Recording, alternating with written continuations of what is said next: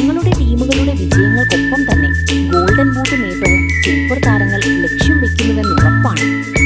Group പോരാട്ടത്തിൽ ഫ്രാൻസിനെതിരായ മത്സരത്തിൽ കളിക്കാതെയാണ് ഹാളണ്ടിന്റെ നേട്ടം. ഗോൾഡൻ ബൂട്ട് മത്സരത്തിനായി മത്സരിക്കുന്നവരിൽ ഏറ്റവും പ്രായം കൂടിയ താരം ലയണൽ മെസ്സിയാണ്.